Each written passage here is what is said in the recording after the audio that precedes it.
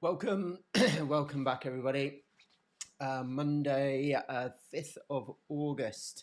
I kind of forgot, we've had quite a few new people join recently, and just been thinking about, I just crack on as if everybody's been doing this for ages and they know exactly what's coming up.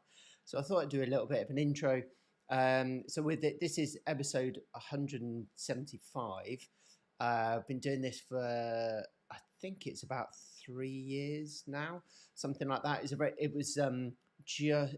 it was after the first lockdown in during the COVID pandemic, and then the second lockdown was about to be announced. So I was like, right, I'm just going to do something online, and that's when it started. It was in that kind of November, December time, I think, and yeah, so that's how it all started, and we've just kind of grown since then.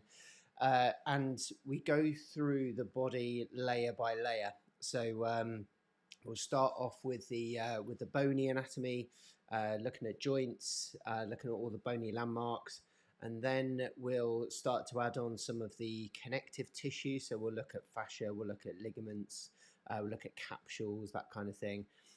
Then we'll go into the muscles and the tendons and where they attach. And then we'll start to layer on the nervous system. So looking at the pathway of the nerves and then the blood supply to that area before moving on to the next bit of the body. And it just so happens that we started at the feet when we did our very first episode. So we go up the body, feet onto the knees, onto the hips, and at the moment we have done hips, we've done pelvis, and now we're on to lumbar spine. So hence why we're on the spinal discs now. So if you have a look at the back catalogue of each of the episodes, they follow an order, so they're not just random. They follow on from each other, and if there's a specific area of the body that you need to revise, then you can find those chunks of videos, and you can revise that section as a standalone, or you can start from the beginning, or you can jump in now, and it's up to you. So that's the way it all works, and yeah, it takes about 18 months to go through the whole body. Yeah, so and this is one of the things that I think people need to realize is that because everybody, well, I say everybody, you hear it a lot online on Facebook groups that the anatomy is just not going in, da, da, da, da. And you're like, well, hold on a sec, you've only been studying it for a couple of months, and it's a lifetime of study. That there are so many things that you will be teaching on this, and then a year later you'll come back round to it again, and you're like, well, I'd forgotten about that, and it's just that constant repetition that really helps. I've tried to deliver this as well in a way where we've got videos, we've got some pictures, we've got the PowerPoint presentation, so you can take screenshots of all the text. So depending on your learning preferences, yeah, and how you like to study, then you can use each of those methods. So yeah, but it just takes time. Cool. Thank you, every morning, Tris. Morning, Al. Thank you, Martin. Thank you very much. You're welcome. Yeah, and I did look at that Gesret method, and uh, I think it would be a nice treatment. Whether it does the things that he says it does, I very much doubt it. And I also did a PubMed search for his method, and nothing came up. And it started in '84, so you would think that in, what's that, 40 years there would have been some kind of studies on it. Yeah, I'm sure I'm sure it feels good because it's working on. If you haven't had a look, have a look at it's GESRET. Martin posted about it last week, and it's about doing soft tissue work on the ribs to help with breathing and asthma. The trouble is, I think that his reasoning for doing it is a bit flawed, but I'm sure it would feel good. Whether it because this is the thing, if something like that has been around for that long, and it's supposed to help asthma, and it was good at doing it, then it would be everywhere. Everywhere, it'll be in the NHS, because they would that they would want to save money and stop putting people on drugs. And yeah, so if that's not happened in 40 years, then well, it's either not gone down the right pathway, or it's the methods are the kind of how would you say it, the mechanisms aren't quite what they say.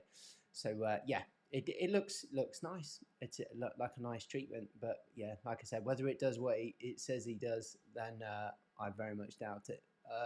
Okay, let's yeah. I think this is the thing. I think that because so I've just put your comment up there. I improved, was painful, but down to 1 puff a day from 4. Yeah, I think that's the thing. I think what it does is it looks at the mechanism of the rib cage, and will help with breathing mechanics. And I think that's probably what it does.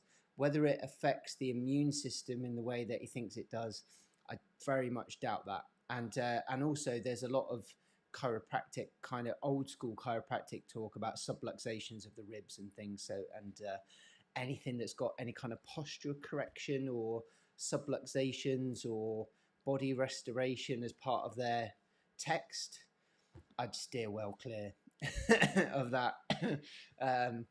Yeah, we know that it's a lot more complicated than that.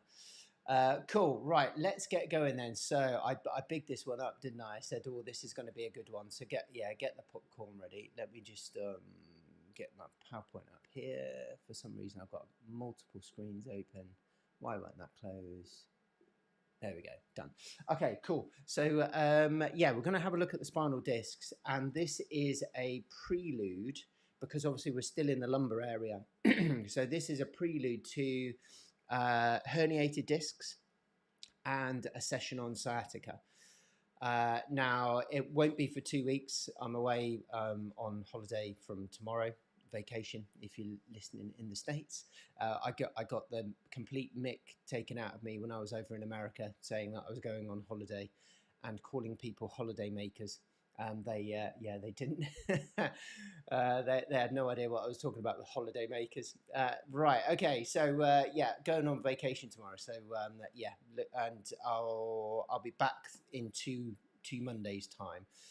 So let's have a look at this. Get rid of that. Not that one. Where's it gone? That one. There we go. Okay, so some of the beginning bit may be teaching people to suck eggs. If you've done anatomy studies before and you've looked at discs, I think there are a few misconceptions that need to be kind of ironed out. So we'll go over those. Well, it's good to have you here, Becky. Thank you. Thank you for struggling on.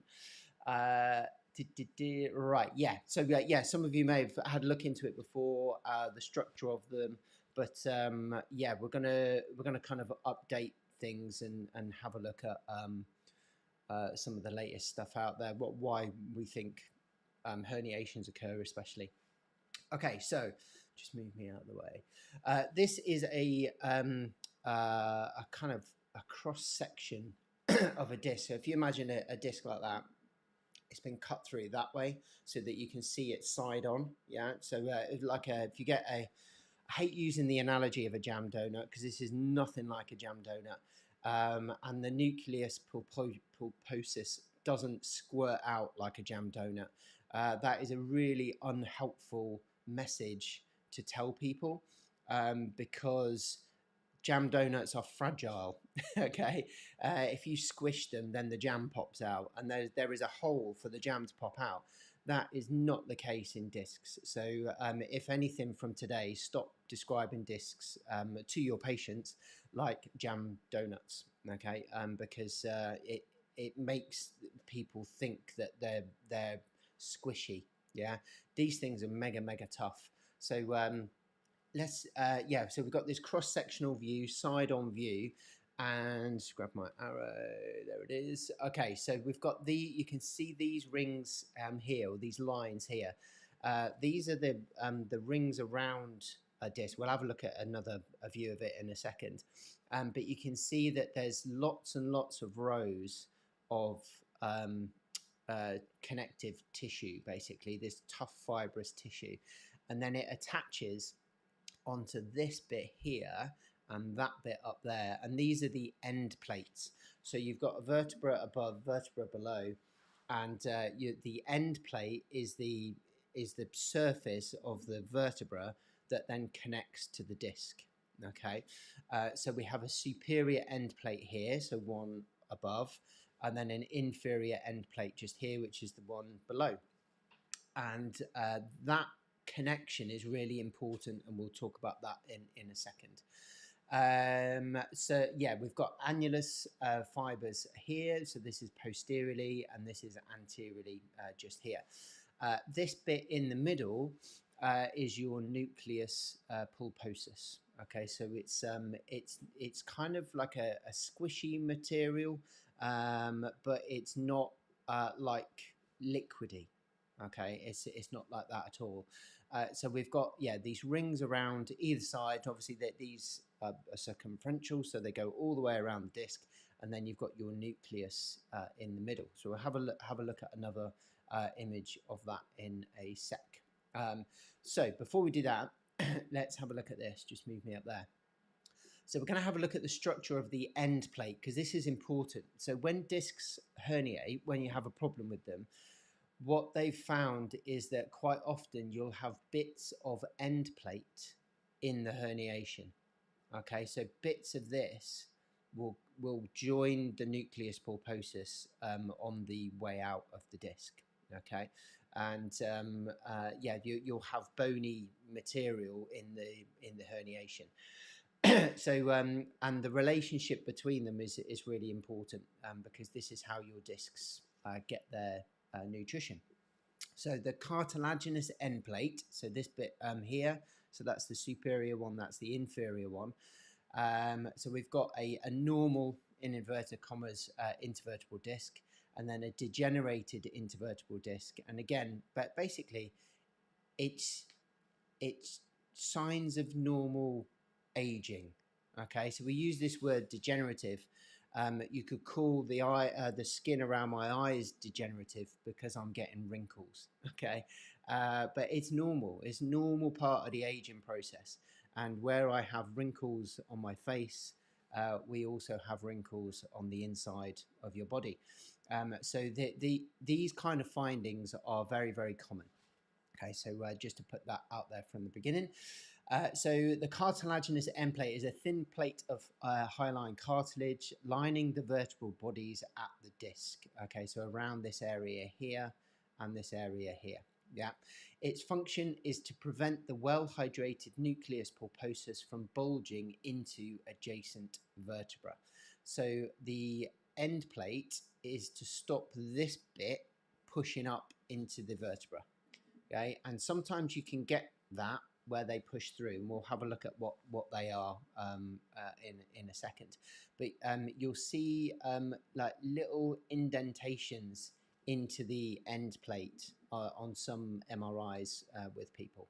Okay, it also functions as a pathway of diffusion for nutrients and waste products passing between the disc and the vessels located on the osseous, so the bone side of the end plate. So this your disc, the only way it can get nutrition is via this end plate. Okay, so we've got a blood vessel in the bone, and then we've got these little branches of blood supply. There's a subchondral plate, so we've got underneath the cartilage, basically subchondral, and then we've got a cartilaginous end plate here, and then you've got your nucleus. So the way that this nucleus gets its nutrition from the blood supply is via the bone. So it's via that end plate, and that's really important. There's no other blood supply. So here with the degeneration, normal kind of aging, we've got plaques in the blood supply, so the blood supply is not so good, and then we've got some wear and tear on the end plates. We've got these calcifications forming on the end plate. So the ability of your disc to receive nutrients and get rid of waste is a little bit tougher as we get older. Okay, so that means that then the disc changes. Okay, so we get these, which is again all part of the aging process and all absolutely normal. Can be pathological, may not be though. Okay, so yeah, then we've got the annulus. So this was what we saw on that original picture. Just go back a few. So this one. So this is the annulus fibrosis around the side. So annual means all year round. Yeah. So this goes all the way around. Fibrosis is fibrotic. So like fibrous tissue. So the annulus fibrosis is a fibrous ring going around. Okay. So this goes all the way around the nucleus in the middle there. So on this image, you can see it's not all in the same direction. So you've got layers of annulus, this fibrous tissue. Some of them will be straight up and down, some of them will be slightly oblique, some of them will be oblique the other way, some of them will be across, because if they were all lined up in rings in the same direction and you twisted, they would just split. Okay, so they're all in multiple different directions to improve the integrity of that structure, and it's pretty tough. Okay, so we've got all of these different directions of fibers that you can see there. So that's what it looks like with the nucleus in the middle. So the annulus is an outer ring of fibrocartilaginous tissue of about 10 to 20 highly cross-linked collagen rings organized into layered arrangement. Okay, so we've got these rings going around, all in different directions. Okay, so that's important to know. The annulus resists tensile forces produced during bending and twisting of the vertebral column. And like I said, if they were all aligned in the same direction and you twisted in a specific direction, then it would tear the whole annulus, okay, which is obviously not good. It functions to contain the nucleus pulposus during compressive loading of the vertebral column. So when you've got an axial load, so a load from the top squashing down, that will obviously bring the two end plates together, which will then make the disc spread. Okay, and the annulus helps to contain that spread, and then when we lift the load off again, then it goes back to normal. Okay, so we've got a kind of like elastic component to that compressive loading. The outer rings of the annulus are the only disc structures innervated by sensory neurons. So it's only these outside bits that you can feel stuff. Okay, those are the only bits where there's sensation. So you won't feel anything in a disc, if it is a disc that is causing the problem, until it's breached those outer rings. Okay, and that's important as well, because some people they bend over to pick up a tissue and then their back goes and they go, all I did was bend over to pick up a tissue, and actually these changes have been happening for a very long period of time, and it was that last action that brought about the final insult to the area, and then that is why you feel it when you did that. Okay, so because people often think that it's just kind of gone boom through the whole disc just by picking up a piece of paper or picking up a tissue, and that's not the case. It's unless it's something really traumatic, but usually it's over time that these things occur. And again, sometimes they're sensitive, sometimes they're sore, and sometimes you don't even know that they're there. Okay, so it depends. Just had a question from Becky. So could someone with high cholesterol be at a greater risk of poor disc health? Popped into my head with reference to the plaque in the blood vessels. Yep, definitely. Yeah, decrease in blood flow, just in general. Yeah, yeah, just poor vascular health in general, and then that will lead to poor disc health. Yeah, definitely. So the nucleus then, so this bit in the middle, so we can see these annular fibers all the way around, all in different directions that we talked about before.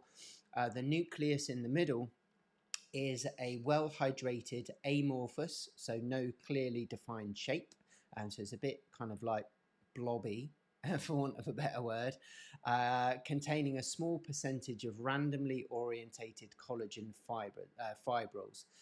It's a bit like porridge or phlegm. Okay, most people know what those things are. So that's the kind of consistency. So if you poke it, it is a bit porridgey. Yeah, that's kind of what it looks like. So that's it's not liquid. Yeah, so it's not like a runny liquid. It's quite viscous. So that's your nucleus. So let's have a look at what they look like. So this is a spinal disc.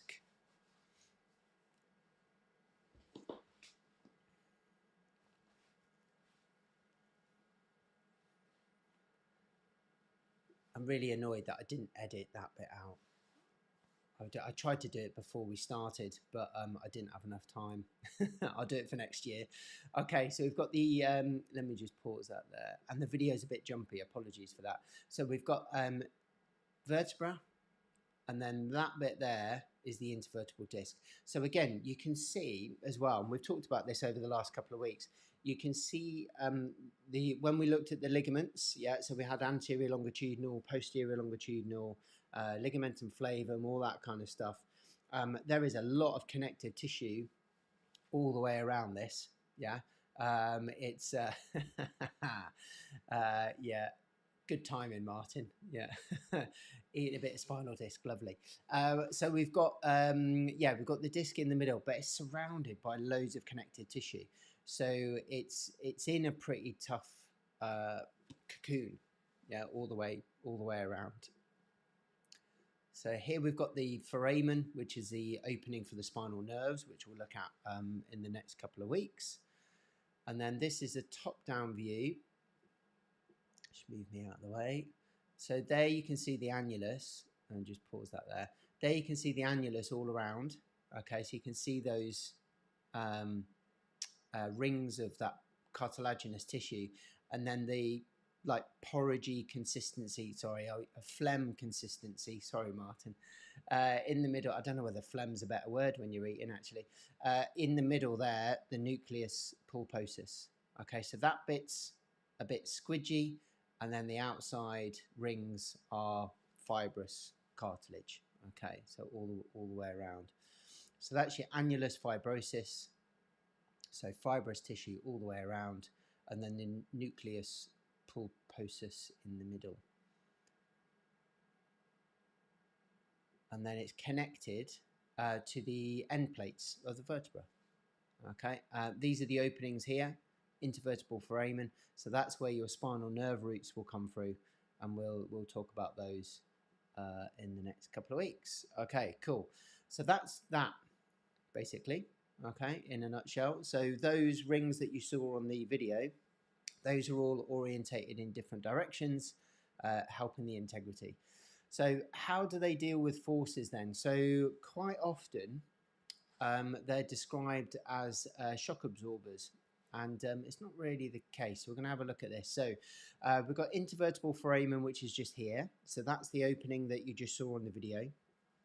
We've got the annulus fibrosis here, the nucleus pulposus in the middle, and again, in all the kind of textbooks that you see, it's this like perfectly spherical object, and it's not like that at all. As you've just seen, it's a bit blobby, and you've seen the consistency, but that there looks as if it's like a jelly sweet, yeah, but again, it's not like that at all. And then again, this looks like you've squished a sweet, yeah, and again, it's not really like that. So that's why we get that image in our heads, because that's the way it's depicted in books.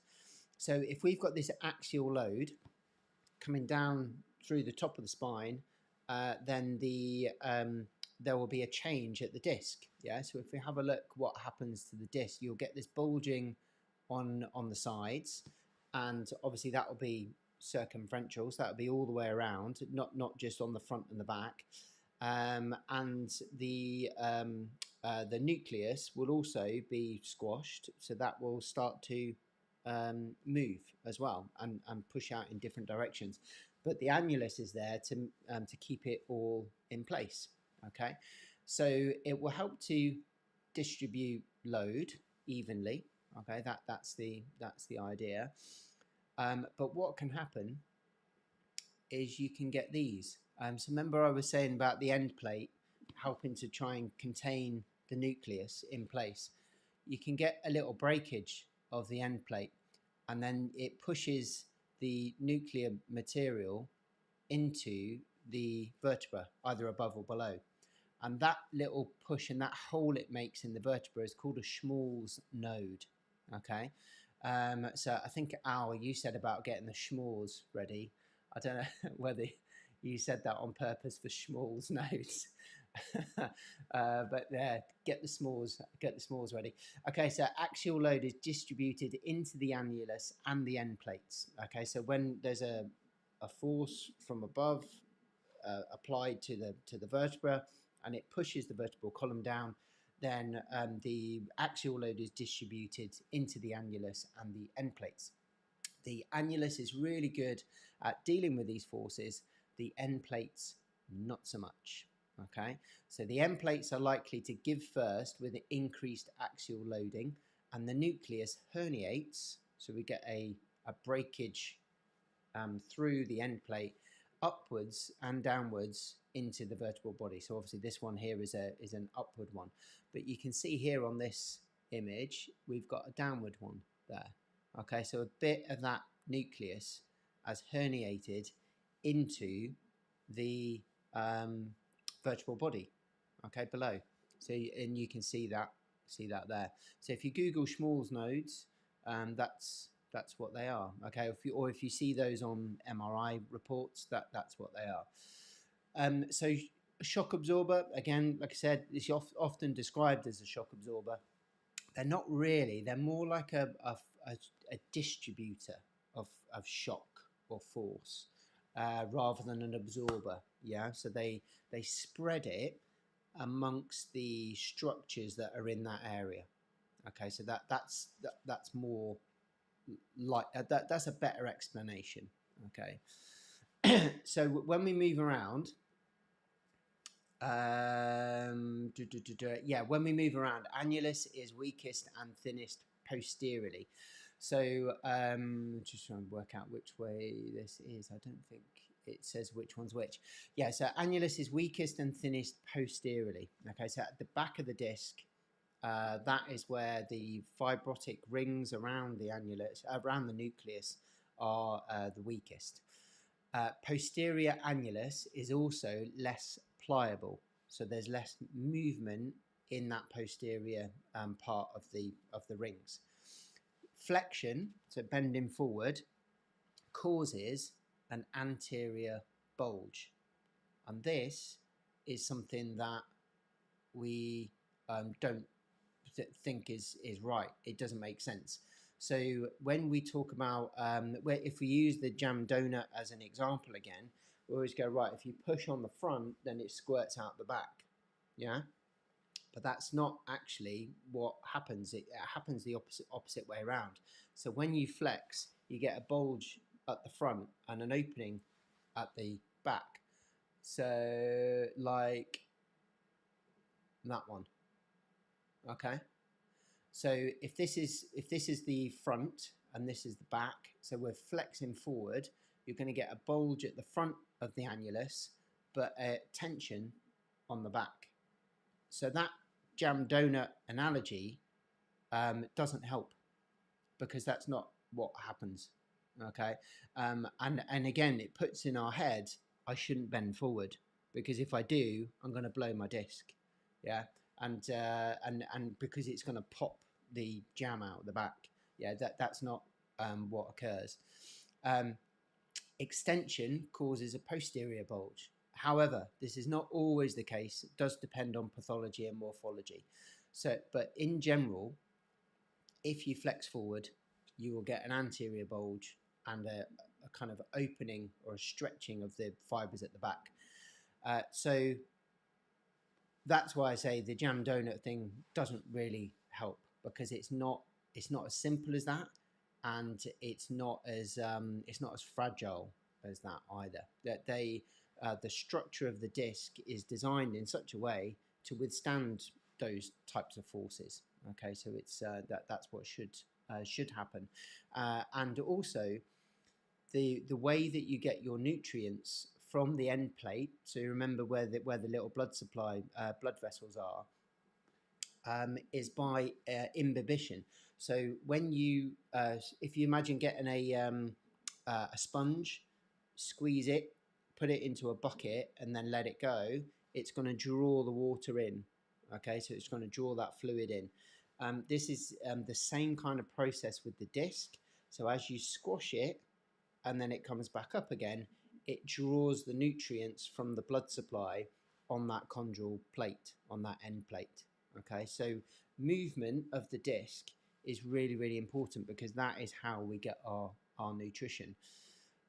And then this, this was classic when I was in school, when I was training to be an osteopath. So if we bent forward and there was pain, then it was the disc. If we bent backwards and there was pain, then it was the facet joints at the back that were being pinched. That is way too simplistic, okay? And also incorrect thinking according to the usual biomechanics of loading of the disc, which is what we've just seen. Okay, so if you bend forward, you're going to get a bulge, usually a bulge at the front and a stretching at the back. And then coming backwards, you're going to get a bulge at the back and a stretching at the front, usually. Okay, so again, sometimes it's different, but that was our reasoning for a lot of the diagnosis of people with back pain, and it's just completely flawed. Okay, so that's quite interesting, because that is probably still being taught now. Do you know if a dehydrated disc can be rehydrated? Have looked for studies but was unsuccessful. It depends, and I'll show you why in a second. Good question. What time are we at? Yeah, we've got time. Perfect. Okay, so these are the different types of radial fissures that you can get. So the kind of progress of a herniation, a disc herniation. So this is a top-down view. So there's the nucleus in the middle and the annulus around the outside. It doesn't usually happen all in one go. So this is what I was saying, like you bent over to pick up a piece of tissue, and then that's when your back went. And it may be that over time, actually, you've got to a grade 3, but because only the outer ring of the annulus is sensitive, you haven't felt it. Yeah. And it was when you bent over to pick up the tissue that it goes through that final layer, and then that's when it potentially becomes painful or nociceptive. So you're aware that there is something there. Yeah, so that's why it doesn't usually happen all in one go unless it's a big trauma. The integrity of the annulus changes from the inside to out, and the nucleus starts to creep through the layers. Okay, so these are the various grades that can occur over time. Again, all completely normal. So how do they survive then? So we talked about this before, and this bit's important for your question, Al, about rehydration. So only the outer few millimeters of the disc have a blood supply. The end plate is not closed off. It's more like a filtration system than a plate. So this goes back to our picture that we saw before. So it's not like a cap. It's like a sieve, like a filtration system. Nutrients from the vertebral body is drawn into the disc via something called protoglycans. Okay, again, we'll talk about those a bit more as we go. Protoglycans are negatively charged and draw in water. So if we go back to that diffusion lecture that you did in year 8 in physics or whatever, year 7 maybe, it does come in handy. Like, when will I ever gonna need to know about this? So we've got negatively charged protoglycans, and what they do is they draw in water. Okay, so that's how we get our that's how we get our fluid into and plump up the disc. Okay, chondrocytes, which are cartilage building cells, build the discs, and these matrix metallopeptidases, easy for me to say, MMPs, enzymes, they clear away the waste. Okay, so we've got protoglycans, which draw in water, chondrocytes that build the disc, and then MMPs that clear the waste away. So to make that easier to understand for me, this is what they all are. Okay, so protoglycans are your delivery vehicles, chondrocytes are your builders, very friendly builder, and MMP enzymes are your refuse collectors. Okay, so we've got delivery, building, and then elimination of waste, and that's what each of those three things does. As we get older, things start to change, and this is what happens. So your protoglycans reduce. Where's my arrow gone? Oh, it's over there.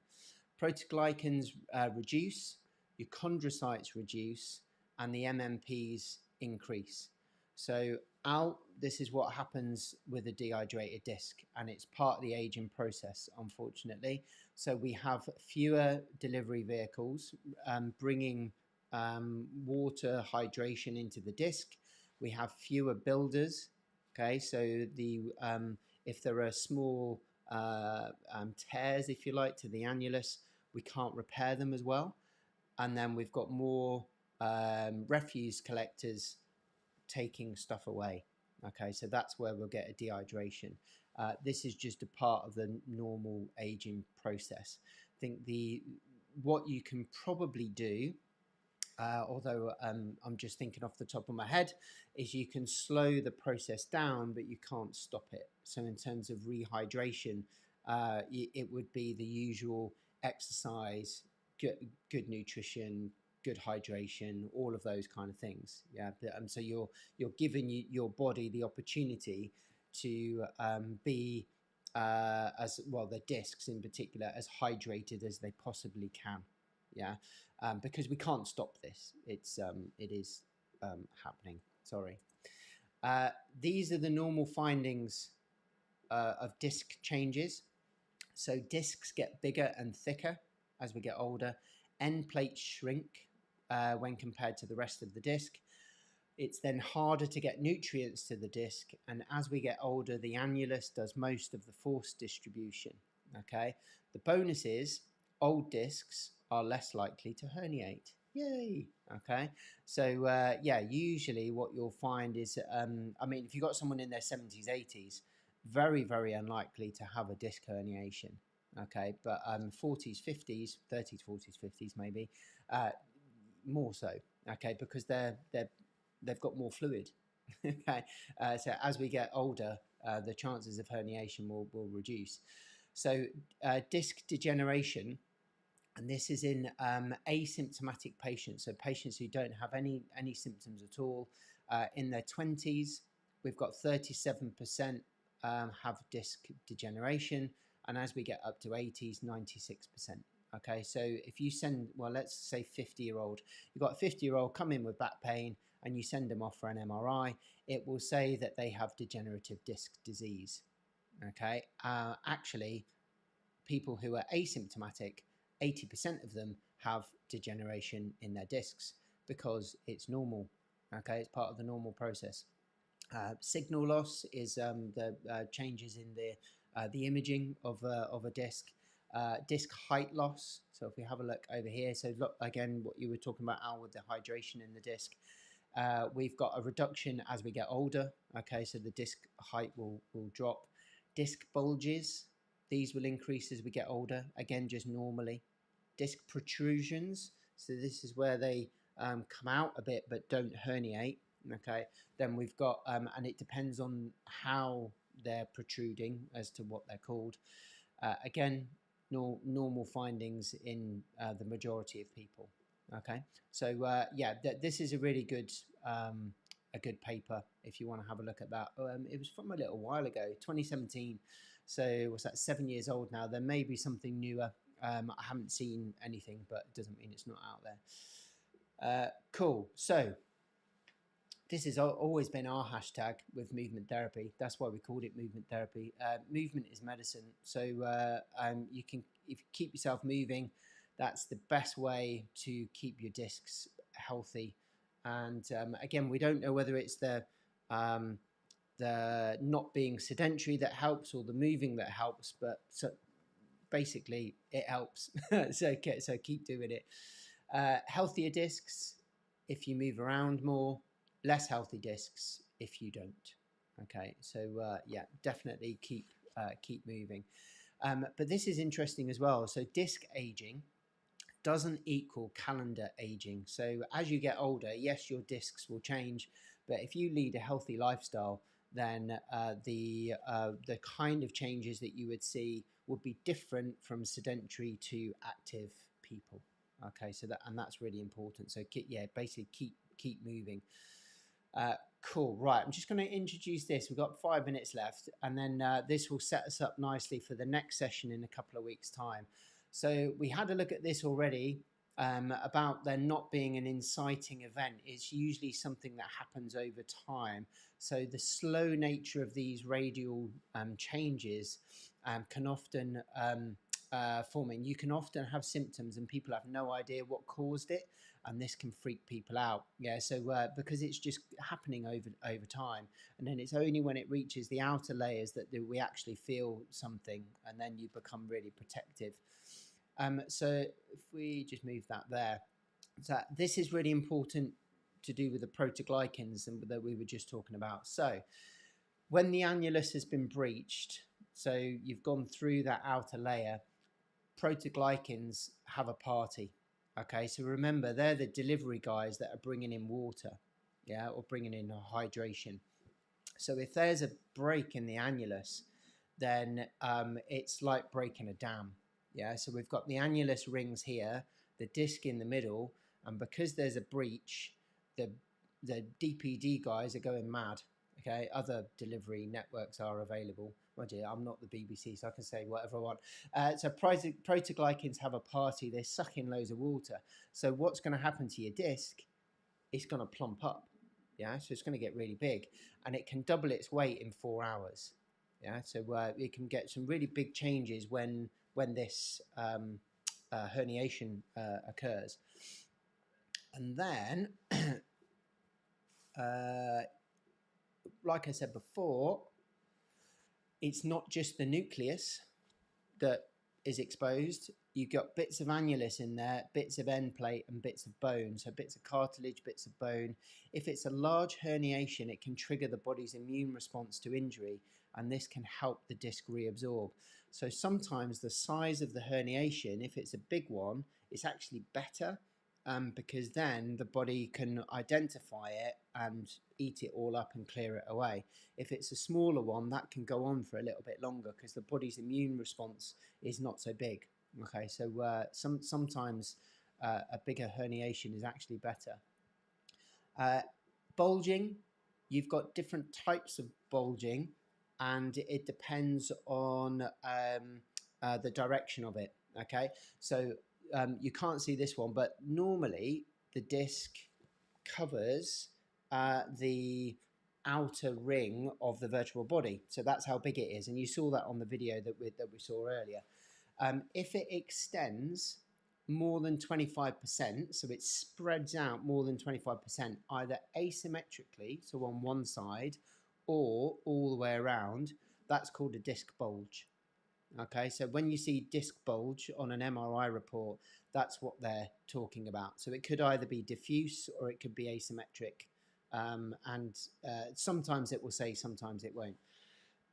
And then a protrusion, so we saw that on that table before, it can either be a protrusion or an extrusion. So it hasn't quite gone through the outer layer of the annulus. It's kind of it's like when you blow up a balloon and you get that first bit that comes out. It's not quite herniated, but it's close. Okay, So a protrusion is where the base, so the blue line here, is thicker than the head, so the red line, okay, and the material that was herniated, basically. So the base is wider than the head. An extrusion is where the head is bigger than the base. So that's the difference between protrusions and extrusions if you see those on an MRI report. So they can say, oh, don't worry, it's not protruded, it's just extruded. It basically means the same thing, it's just the size of it. Okay. This one is an interesting one. So this is a sequestration. It's a type of extrusion, but there's a free fragment of disc material with no connection to the disc. Okay, so we've got this separation here. Now these, according to Tom Jessen, these are the ones that have on that table. It's not listed, so we know when we see all the normal changes, this isn't listed, and these sequestrations are usually painful. Okay, so this can cause discomfort, and if we see where it's come out of and the area that it's in near the spinal cord, then it's no wonder there'll be a lot of nociceptive activity in that area because it's gone through that outer layer of the annulus. Okay, so an extrusion, protrusion, you can have those. A bulge, you can have that, and there'll be maybe no pain, but if there's a break off bit, then that might be causing symptoms. Okay, and according to Tom, more likely. Then we've got this is the posterior longitudinal ligament. This is the last bit. Sorry, I've gone over a little bit, but I want to finish this bit off. We've got contained versus uncontained. So a contained herniation has not broken through the posterior longitudinal ligament. So this ligament down the back, we covered this a little while ago. If it's contained by this. Okay, so it's not gone through. Uncontained, it's broken through the posterior longitudinal ligament. So it's come through this ligament into the vertebral canal. Okay. Uncontained are surprisingly less trouble in the long run because the immune system can help with the clear up. Okay, so again, bursting through this ligament is, in the long run, is often better because the body can then send help, use the immune system to clear it all up. Okay, that was a lot in one go. Appreciate that, but that is the last bit. I just wanted to finish that bit off. So what we're going to do is you've got 2 weeks now to watch that again. And on the next one, we're going to recap that. But we're also going to add on a bit about sciatica. Okay, and what happens when we get pressure on a nerve root. Because obviously these are the things that we deal with a lot in physical therapy and health and fitness. People asking us questions about it. So it's really good to understand the terminology and the mechanisms of what's happening. Cool. Guys, have a good couple of weeks. And I'll see you on I think it's the 19th. I'll see you again. Cool. Take care.